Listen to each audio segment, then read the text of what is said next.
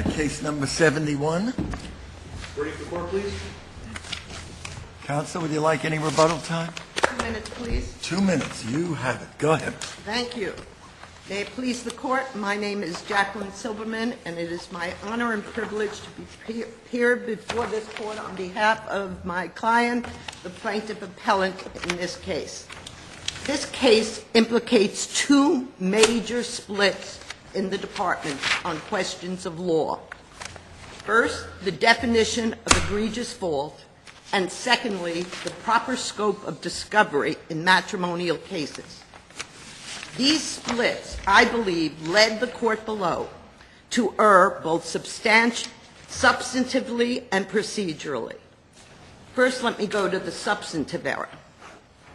The Appellate Division, First Department, redefined egregious fault to basically only include cases of extreme physical violence.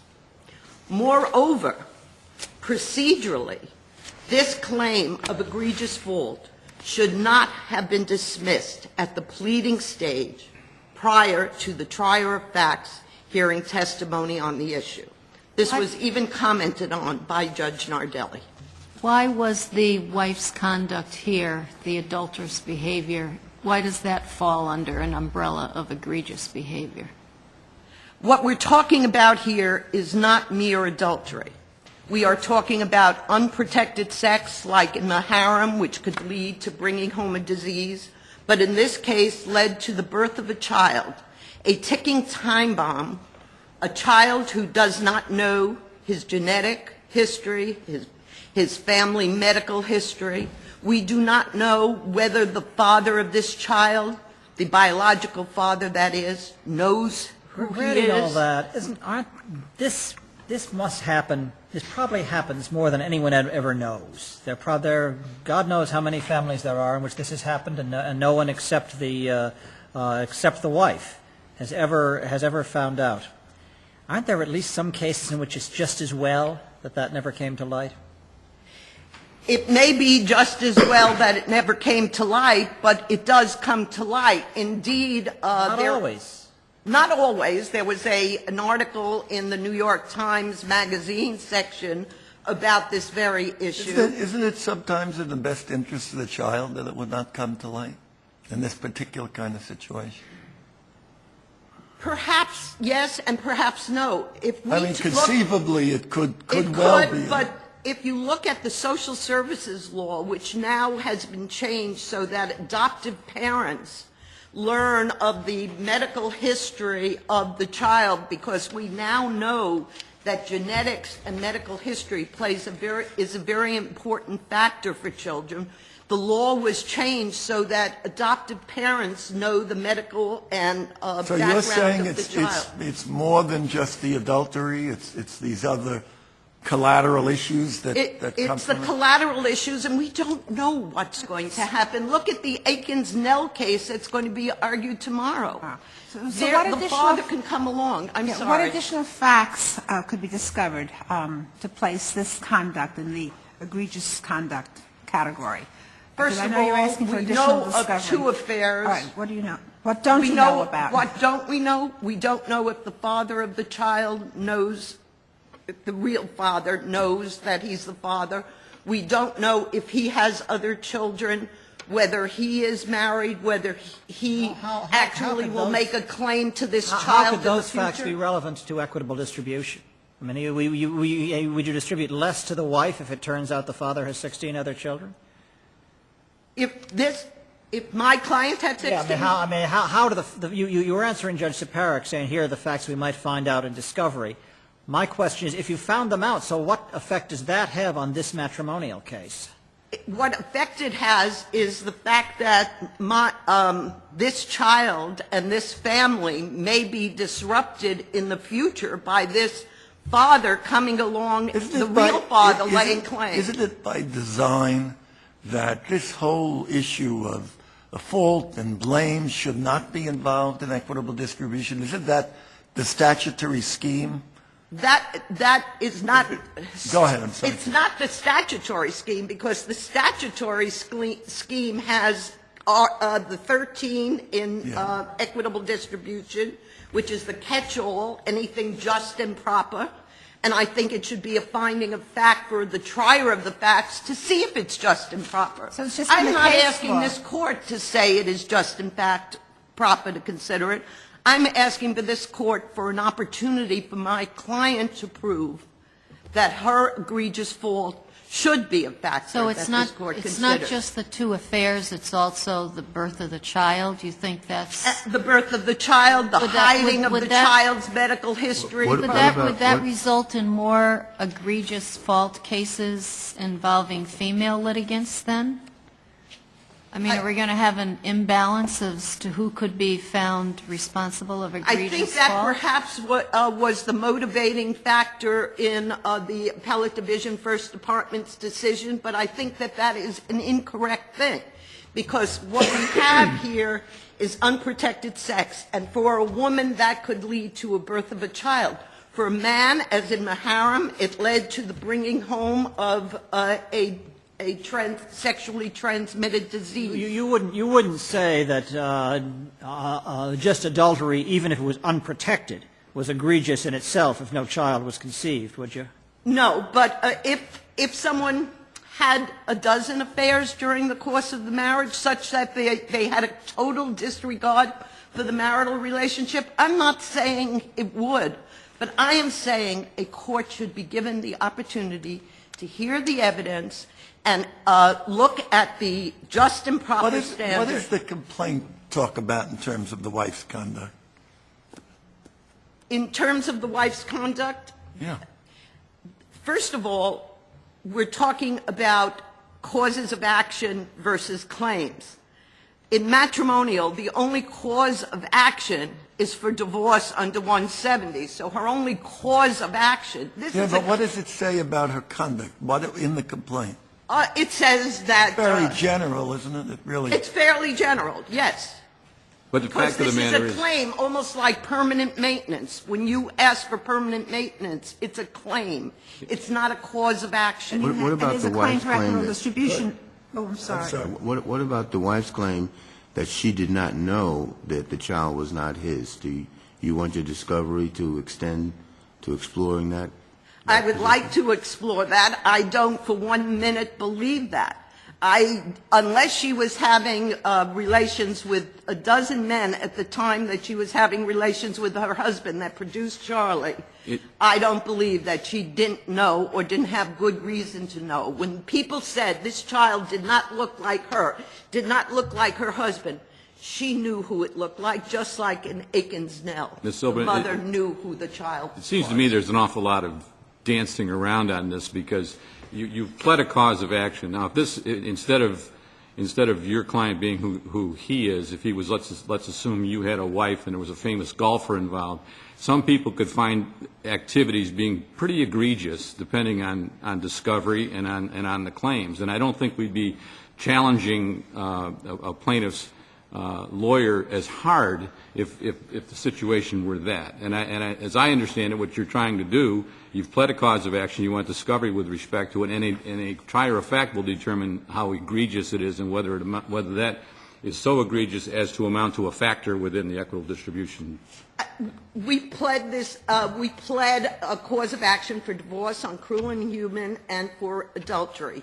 In our causes of action, we also claimed egregious fault, just like the wife is making a claim for maintenance. That was and as a defense to the equitable distribution. that would be, request. in effect, a defense. And indeed, by the way, we're only talking about equitable distribution. The courts in the Third Department, and indeed even in the First Department, have found fault to be a factor also in the just and proper factor for maintenance. And that has been found in the First Department, by the way, in a case called Bragar, a case I'm quite familiar with, and in the Third Department in several cases. So that fault is a factor. And by the same token, we're getting now to the split in authorities. Now, for example, we are not looking for discovery of fault to prove our grounds for divorce. We could prove our grounds for divorce and even have stipulated to grounds for divorce. That's not the reason we are looking for discovery. We're looking for discovery as on her monetary claims for equitable distribution. What's the conceptual relationship between the fault and equitable distribution? Why is it relevant? In terms of the purpose of equitable distribution, what is the thing that makes this necessary for you to have that discovered? The O'Brien case of this Yes, very what court about O'Brien? Yeah. has said that egregious fault in general should not be considered. But adultery is generally not considered egregious fault. Adultery in general is not egregious fault. We think that this rises to the level of egregious fault, but more importantly, as a procedural matter, it was dismissed too soon. We should be given an opportunity to put our facts before the court. My learned adversary should be able to put his facts before the court. The trier of the facts should be able to determine. Doesn't this kind of discovery and this kind of trial raise the danger that some of these cases are concerned with, that it will become that the relevance, the actual relevance of the facts to the claims will be outweighed by the settlement leverage? If you can imagine a wife in a situation who said, she's holding out for a few more bucks in equitable distribution, and her lawyer says to her, you got a choice between taking the deal or disclosing the name of the child's father. She says, I'll take the deal. Doesn't that sort of thing go on in the real world of matrimonial cases? It's funny you should ask that question, because on page 36 of Respondent's brief, he basically said, the choice is between honesty and money. And that sort of, you sort of begin to wonder, shouldn't people have to be honest in a marriage? Should we have to be honest at the risk of giving up our equitable or pay for the privilege of distribution? being dishonest? In favor of being dishonest. I don't know whether this court would like to say that dishonesty is the best policy. I think that courts have learned egregious fault when they see it.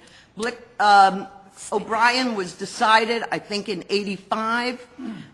The courts have had no trouble with it. There haven't been a plethora of cases coming to the court asking for the court to consider fault egregious fault. So are there cases that are similar to yours, that it's adultery with these collateral things that you're talking about, where we have egregious fault?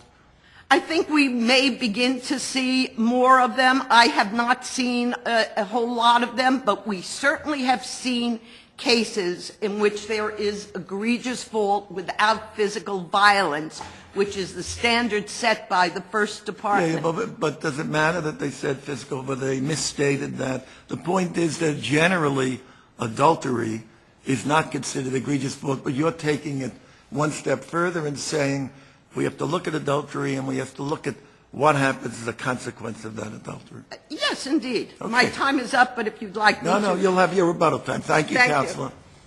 Counselor? May it please the Court? So why shouldn't her cause of action be able to proceed? Why shouldn't discovery be granted here? I mean, that's all she's asking for is discovery.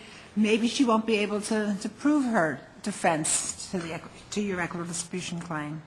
Because discovery, if the First Department and the Second Department have made it very clear why discovery into fault is inappropriate. That's contrary to the law. Article 31 says there shall be liberal discovery. And apparently the First and Second Department has decided that they're not going to follow the civil practice law and rules because they've carved out their own. And I don't understand that. We not too long ago in the negligence field said that defense lawyers can depose doctors, go talk to doctors in personal injury cases without the plaintiffs being around. And we said that because Article 31 does not bar it.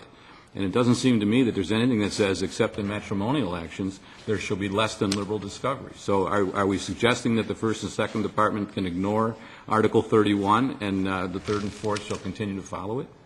No, but the legislature also, when it granted discovery in matrimonial actions, said financial discovery. And as this court has noted in Isn't this several... financial discovery? Because it's only going to the issue of equitable distribution or prospective spousal maintenance. It's not going toward the fault issue. I mean, Exactly. it's going to financial issues. That's correct, Your Honor, and that's all discovery should go toward. Well, there's a Because- fraud claim here, too, isn't there? There's a fraud claim. Right. Why wouldn't discovery be appropriate there? Well, first, there are two reasons. First of all, the fraud claim in this particular case, as we pointed out, is a very, very weak read. No pun intended. It's a very conclusory. It's a kind of case that, Is it, do you concede really that it's would a valid- not do you stand up. concede that it's sufficient in law, that it's a valid claim? Well, the court below held that the I know what they held. Do you concede they're right? Do I concede they're right on the fraud, on the narrow one? Yes. I We mean, chose obviously not to- you don't have a cross appeal. We did not. But We they chose did not to uphold a appeal little, that. but they upheld a little piece of the claim. A little piece of the claim. Were they correct to do that? Probably not, but for the size of it, frankly, the decision to make a complicated, expensive cross appeal. I understand that, but isn't your position here? They upheld the claim for attorney's fees for the collaborative Right, process. exactly. But they threw out the claim that said, I would have divorced you sooner if I'd known. Yes, exactly. Aren't those really indistinguishable? Oh, they're very distinguishable. One was a set amount that was entered into because she said, I've been a faithful wife, I haven't committed adultery, that's the pleading at least, and therefore we can have this particular procedure. The other is, well, if I had known back in 2004 that you committed adultery, I would have divorced you, and if I had enough money left after equitable distribution, I might have made these investments. You make that sound so speculative. It is. What's so surprising about the wife says, dear, I committed adultery last week, and he says, sorry, goodbye. Is that so unforeseeable? That never happens? Absolutely unforeseeable. There are many, many cases where spouses who have committed adultery, and I'm sure that... You're really saying it's unforeseeable that a husband might leave his wife if she tells him she's been cheating and is pregnant with someone else's child? Yes, I do, in the sense of foreseeability as it's applied to damages in a fraud case. Yes, Your Honor, I do. Well, maybe the fraud case damages are difficult because there was no discovery. No, that's not a question of discovery. The damages are speculative in that case, in the fraud issue, because they're based upon several suppositions, and that's speculative damage. Has she admitted to the adultery yet? I'm sorry, what? Has she admitted to the adultery yet?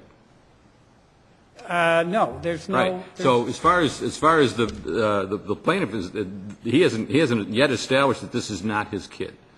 There's a claim in here that he's being made to raise a child that someone else should be raising. Now, if he can prove that, and he can show that A, that there's a different father, and B, that the different father happens to be extremely wealthy, and that if this child dies, or if that father dies, he's actually going to go over there and make a claim for some money. All of that would be very interesting to know when you're trying to figure out how you're going to equitably distribute this family's wealth. I disagree, Your Honor.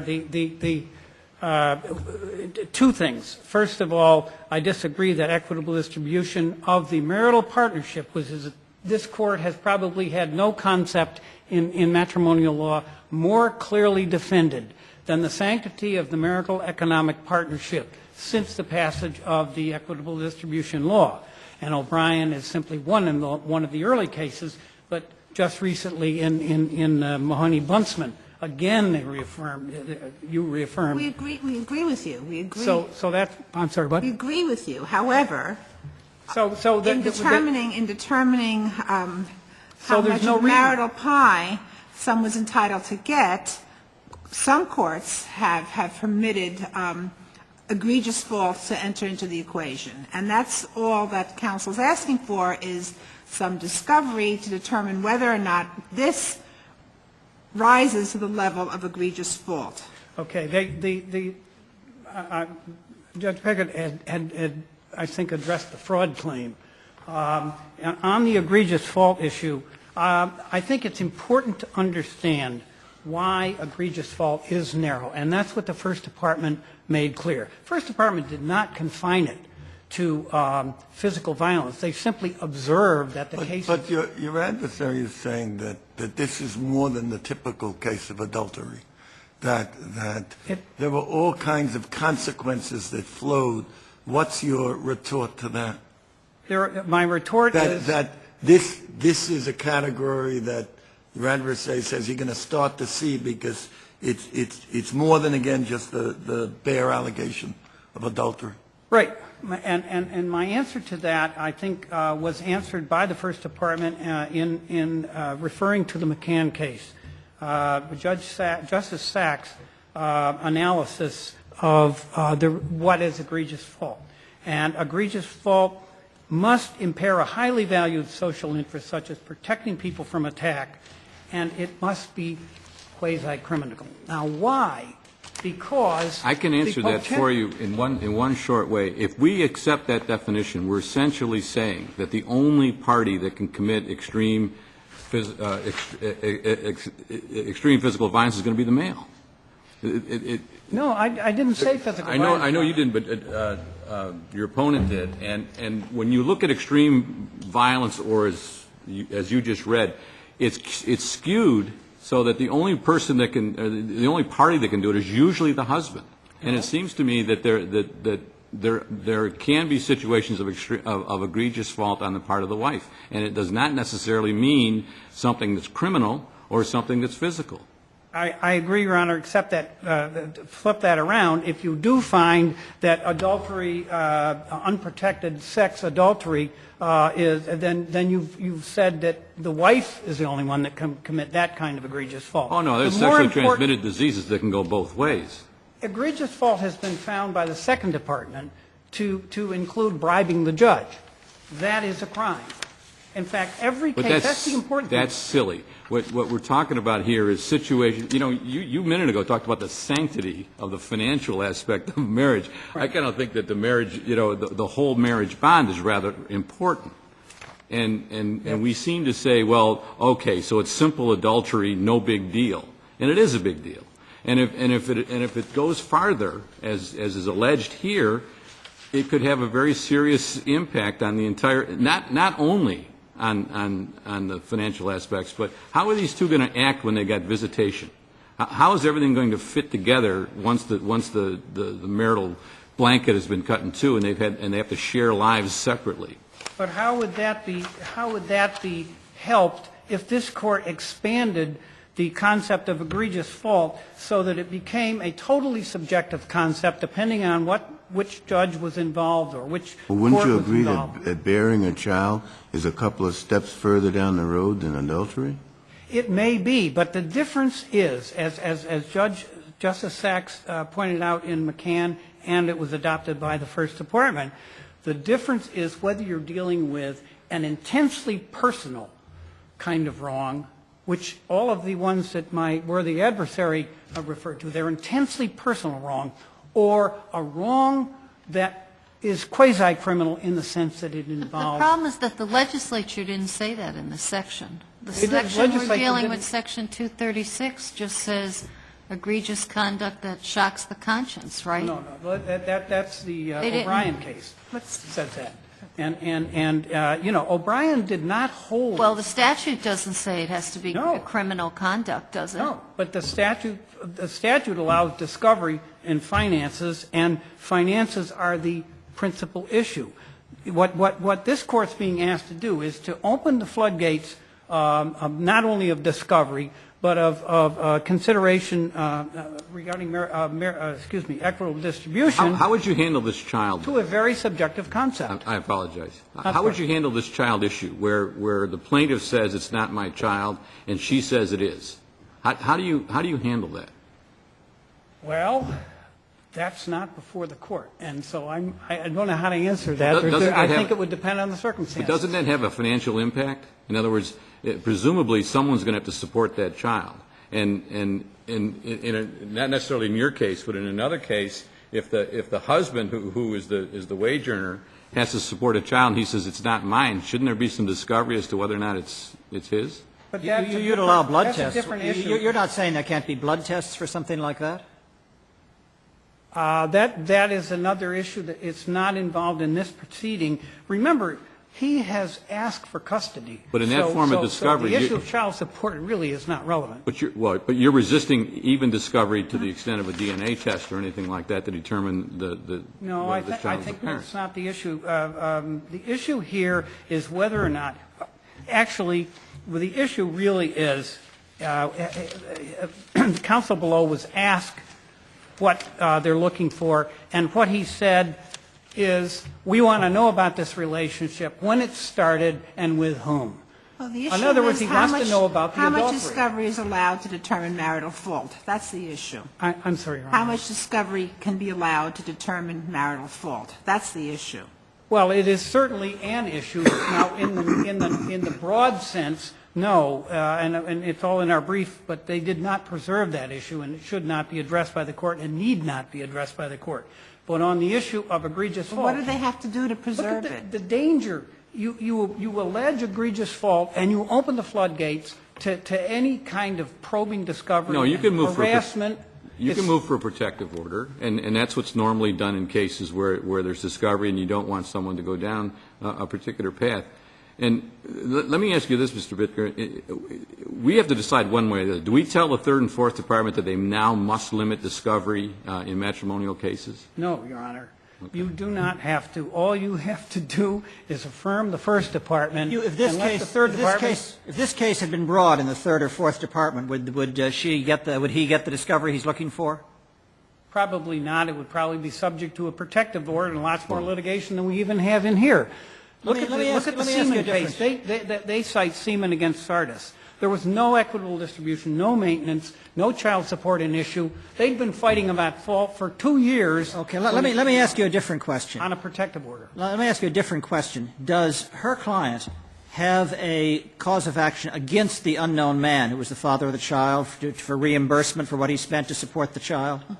I don't know, Your Honor. That's not... Suppose she brings a John Doe action against that man and takes the wife's, or he brings the John Doe action against that man and takes the wife's deposition and asks him who's the guy. Can she do that? I don't Can he know. do that? I don't know. It's not an issue here. The facts, we don't, I couldn't answer that. In the fraud cause of action, wasn't one of the damages that the plaintiff was seeking here was besides the out-of-pocket expenses, the child support, the alleged... Right. Those are subjects of a matrimonial action. They show how this fraud claim, among other things, is really a fraud. And it's an attempt to get around the matrimonial law.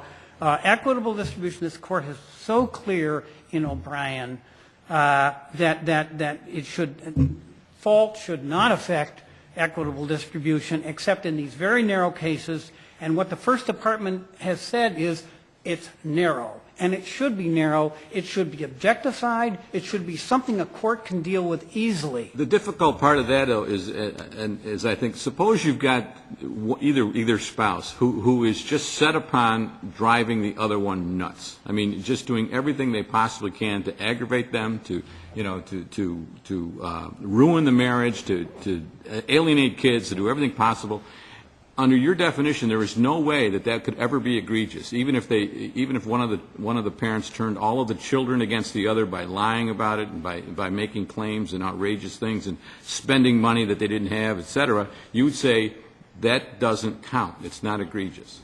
Your Honor, I can't speculate because that isn't the case here. This woman has been very, very good mother. No, but I'm turning. You wanted to say it has to be criminal or near criminal or physical. Quasi-criminal, sure. Right. To be egregious, and what I'm suggesting is that there could be ways that there could be an egregious fault that doesn't rise to quasi-criminality and or physical violence. Well, my adversary so held in a case on the lower court, but. I think that's problematic. I think it may be outweighed by the necessity to have egregious fault be limited by something more objective. So I can't answer the question because the facts may go that way. Okay, Wasteful- last question, Judge Yeah, Sapir. wasteful dissipation of assets has been considered egregious fault in Oh, some but cases. that's economic fault. In fact, there's one of the cases cited, I forget which was cited it, where they talked about egregious economic fault. We have no problem with discovery there. That's well established. Okay, counsel, thank you. Counselor Roboto? My learned adversary refers to the McCann case, where Judge Sachs said to be egregious fault, it must be morally reprehensible conduct that has a social implication. And this has a social implication. We do consider paternity and a child-parent relationship of social implication, not only physical violence has a social implication. But you agree we're extending the law.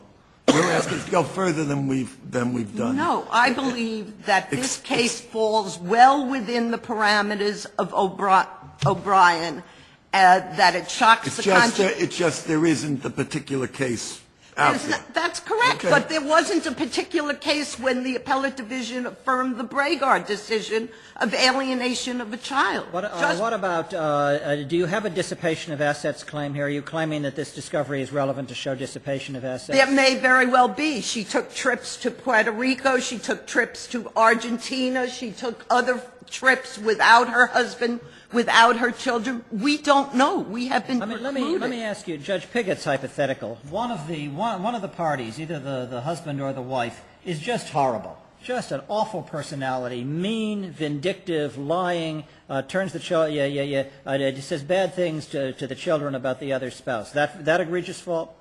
I think we would have to hear the facts by the trier of the facts. It may be and it may not be under the totality So in of the every case, you circumstances. can have discovery about which party has the worst personality? I believe that the third and fourth department, most respectfully to my first department colleagues, that they have it right, that the CPLR and the Wegman decision of this court allows for discovery. The floodgates have not been opened up to... I understand that the cases are different in the first two and the second two departments. At least the standards are different. Are there any two cases that are inconsistent? Can you point to any pair of cases that would have come out differently in the other departments, in the result? In the results, if my client lived in Albany, we would not be here, because we would have had discovery, and then we would be before the trier of the facts. Couldn't you imagine a third department? You're in Albany. You serve discovery on who's the father of the child. Isn't there an argument for a protective order there? Not the way it would have been done, and not who the father. But does the father know? Did she know who she was sleeping with? Does this man know that he's the father of the child so that he may someday make a claim? Because under DRL 70, he would have a claim and my client would be a... Excuse me. Even in Albany, you can't serve you couldn't say you could serve an interrogatory saying, give me a list of all your lovers and the dates you slept with them. No, and we wouldn't do that. We wouldn't do that. But there is no basis. And when he says it's speculative that my client would have left if she knew that she was having an affair, when he learned by doing a DNA test that this child was not his, How many 3 years- weeks how many- later he served this How complaint. long, when was the DNA test? At what age of the child? The child was 4. She had gone away for 18 days to Argentina without giving him an address. People had been saying for years that the child didn't look like him, so he got very suspicious when she went away for 18 days with no phone numbers and no thing, so he took the child for a DNA test. Well, it struck me that with liberal discovery up in the third and the fourth, the lawyers seem to be able to control clients and cases, and they get done in first and second. Absolutely. And can you imagine as a trial lawyer if you had a jury trial on grounds, which you can have a jury trial on grounds, and let's say there had been a disputed issue of grounds, which there isn't in this case, and you had to go to trial before a jury without discovery? Counsel, let me ask you one final question. Do you think there's a reason why the law has developed the way it has in the first and second departments? What's the rationale behind this more limited, It goes back to this thing that we want the people to be able to live together, that we're sort of a paternalistic, protective thing of the marriage. What about the That danger of harassment? And the conciliation, but What about the conciliation- danger of harassment? I don't think that, I think that is protected by 3103 of the CPLR. You have an abuse and harassment thing. If my client, if I were to inquire and be harassing, he could go to the appellate division or to the judge, indeed, with the 3103 order for a protective order. okay. I don't think there should be a okay, difference. thank you, Counselor, thank you both, appreciate it.